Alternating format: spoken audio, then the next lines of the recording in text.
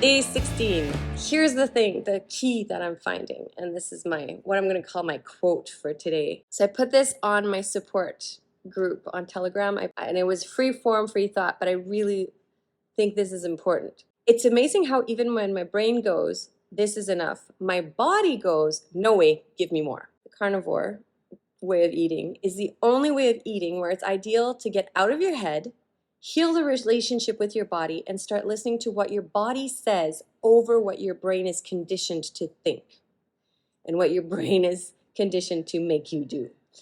I always make more food than I think I'll need so that my brain doesn't decide I'm done eating because my plate is empty, or my brain doesn't decide, hey, you're done eating because this is too boring. I also make sure to have a variety of cuts and preparations for my meat.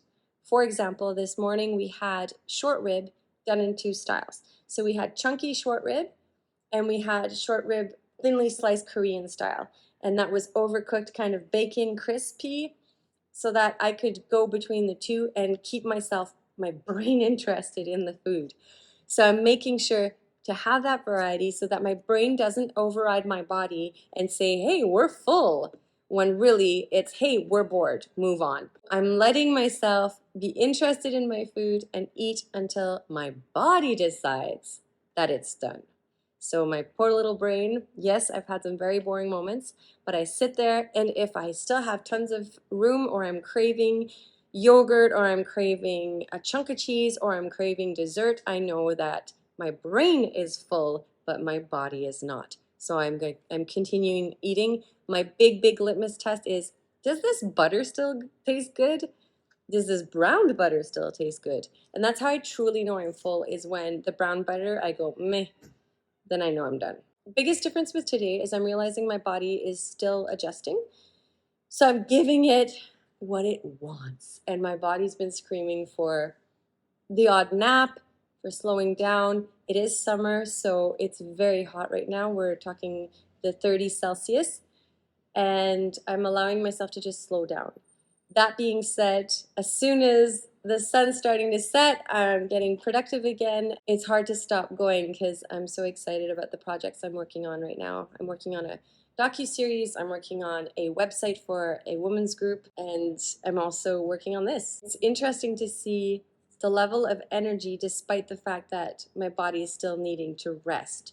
So it's resting, but when it's awake, it's more productive. A lot of people, especially women, are under eating on carnivore. So I've been told this over and over, and when I was doing all my preparation before starting to eat this way, that is what I came across. It was women are under eating, especially women, and that ideally women thrive on a higher fat diet. So the fat is where all the energy is coming from. Ideally, women, it's between 60 and 80% fat diet that the women are getting happy, and I think that's largely due to our hormones. So I'm currently sitting between 115 and under 120. I'm 5'4.5", and I don't exercise yet because I just haven't gotten the big enough bursts of energy. Every few days, I do try to do an abridged version of what I was doing for the last year, which is a few Russian twists, some planking, side planking, and then some stretches. That's it. That's all I'm doing for exercise other than walking the dog. I do want to put on some muscle weight, so I'm adding that. I'm waiting for my body to be like, yes, let's work out. I don't want to fast until my body tells me it doesn't need more food. And I don't necessarily want to fast at all until I get my weight up. So in terms of fasting for the health benefits and the brain clarity, fine. But for right now, I'm not at all looking at that. So I'm eating 3 meals a day.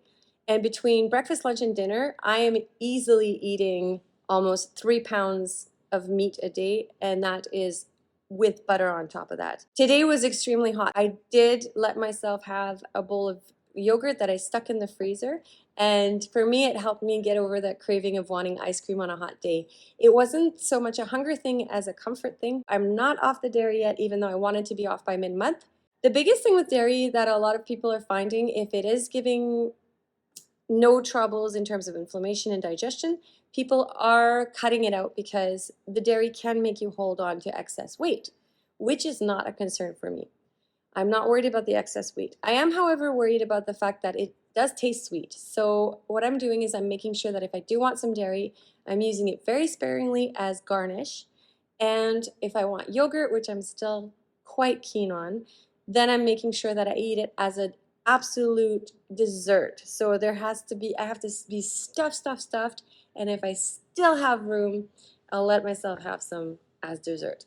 I'm hoping if you are following this and you are doing your own journey, I'm really hoping you are finding that fat happy zone. Some call it the carnivore zen.